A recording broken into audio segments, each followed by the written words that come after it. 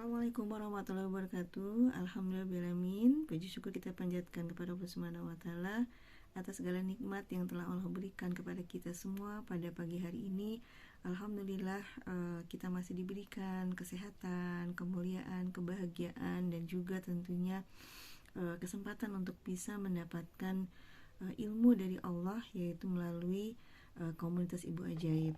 Alhamdulillah, perkenankan saya Rodia, founder dari komunitas Ibu Ajaib ini akan sharing kepada ibu-ibu setiap ba'da subuh satu jurus dari setiap jurus yang ada di Magnet Rezeki.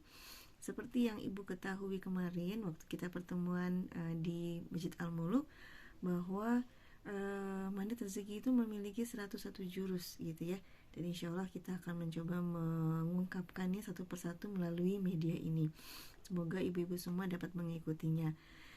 Tak lupa kita sampaikan salawat dan salam kita kepada junjungan Nabi besar Muhammad Sallallahu Alaihi Wasallam, teladan terbaik sepanjang zaman, murabi terbaik, dan juga beliau adalah sosok hamba Allah yang ajaib ya, yaitu berupa mukjizat yang telah Allah berikan kepada beliau, yaitu terutama dalam mukjizat Al-Quran ya. Bagaimana beliau ketika ditanya oleh sahabat bertanya kepada Aisyah, bagaimana akhlak Rasulullah, maka Aisyah menjawab, akhlak Rasulullah adalah Al-Quran gitu ya. Sehingga kita bisa melihat bahwa betul-betul pada diri Rasulullah itu adalah gambaran dari isi Al-Quran gitu. Nah, insya Allah kita sebagai hambanya, sebagai umatnya akan dapat mengikutinya agar bisa menjadi seperti beliau, walaupun kita tidak akan pernah bisa menyamai beliau, tapi minimal kita bisa berikhtiar untuk bisa ke arah sana gitu ya Bu ya.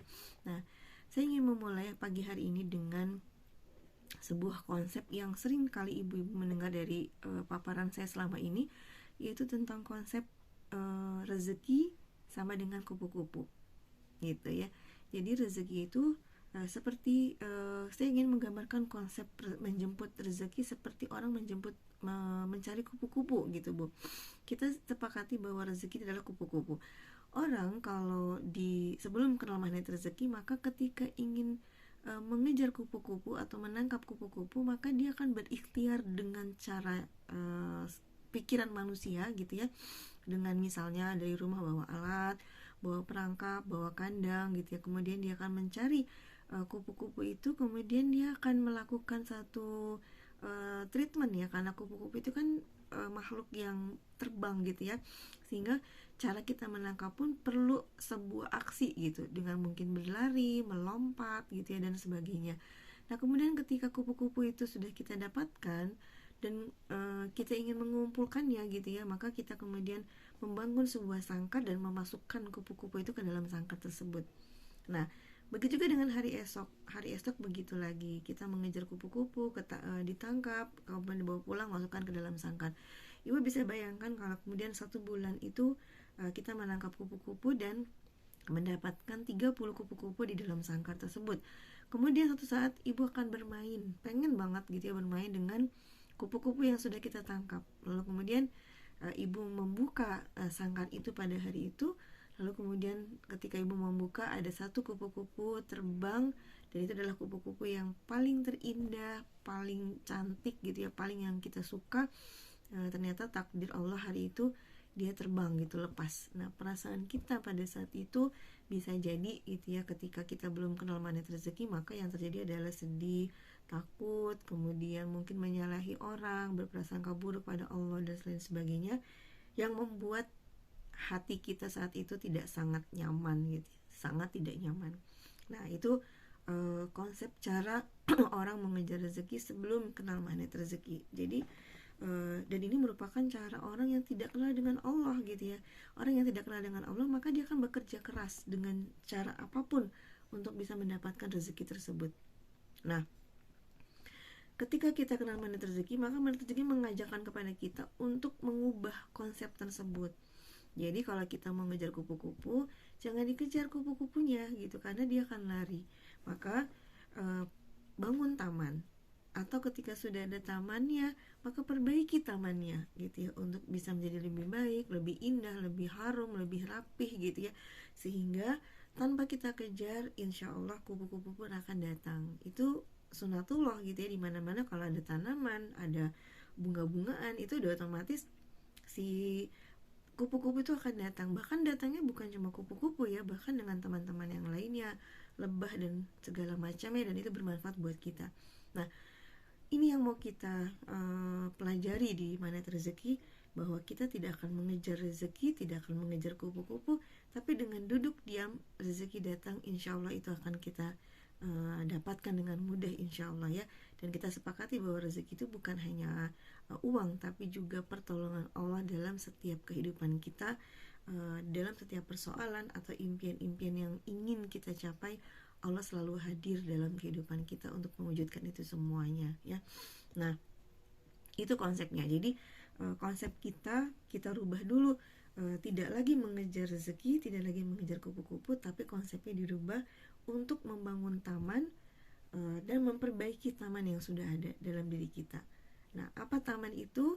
Itu yang kemarin kita bahas di kajian kemarin ya, di pekan ketiga, bahwa ada yang namanya dunia kuantum gitu ya, dunia yang kita nggak bisa melihat tapi dia ada gitu ya. Saya sudah memberikan contohnya kemarin, seperti misalnya handphone gitu ya, handphone satu dengan handphone yang lainnya berjauhan tapi bisa saling tegur sapa, telepon, WhatsApp dan lain sebagainya. Kenapa? Karena ada sinyal, ada jaringan yang sebenarnya tidak kelihatan sama kita, tapi kita percaya bahwa itu ada. Buktinya mana?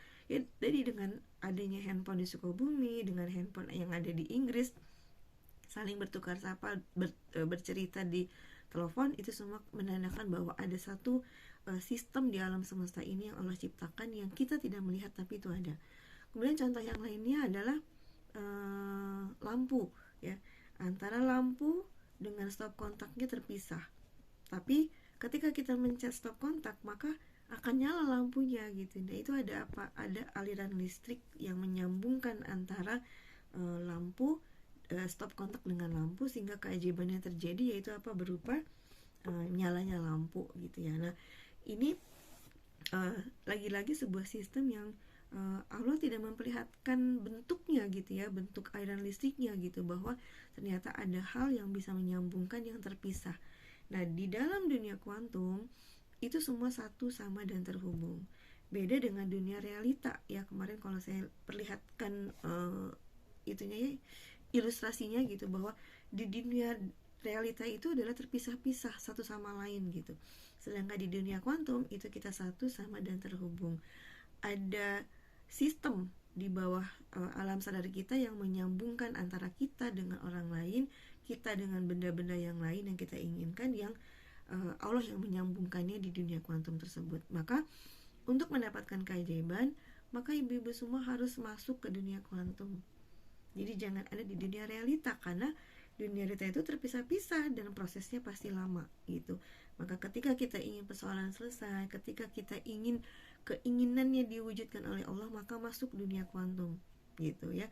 Masuk dunia yang kita tidak melihat itu ada, tapi kita percaya bahwa itu ada gitu ya. Dan itu nanti di dunia kuantum itu yang menyambungkan kita dengan yang lainnya adalah Allah Subhanahu wa taala. Jadi di dunia kuantum itu hanya ada kita dan Allah gitu, sehingga nanti apa yang kita inginkan, apa yang menjadi persoalan kita, itu Allah yang menyelesaikan. Nah, di sini nanti akan gambarannya akan lebih luas lagi menyangkut keimanan kita kepada Allah gitu ya, seperti itu. Karena selama ini gitu ya, saya pribadi merasakan bahwa selalu terjebak dengan dunia realita gitu ya. Terjebak dengan saya punya persoalan dengan anak misalnya, maka yang saya salahkan adalah anak saya. Yang saya selesaikan dengan cara saya dengan anak, misalnya dengan marah atau dengan menegur dia dengan keras atau apapun itu gitu ya. Sehingga kita tidak fokus pada ada satu sistem di alam semesta ini yang sebenarnya kalau kita mau fokus di sini gitu, di dunia kuantum ini, tidak perlu kita kerja keras merubah anak. Insya Allah kalau kita menjalankannya dengan baik di dunia kuantum, maka Allah yang akan menyelesaikan persoalan itu dengan caranya. Nah, ini yang nanti akan kita pelajari. Apakah dunia kuantum itu, lalu bagaimana cara kita memperbaiki tamannya gitu ya, memperbaiki satu sistem di alam bawah sadar kita yang kita tidak melihatnya, tapi itu sangat berpengaruh terhadap keajaiban kita. ya. Kita ketemu lagi di subuh yang akan datang. Sekian, assalamualaikum warahmatullahi wabarakatuh.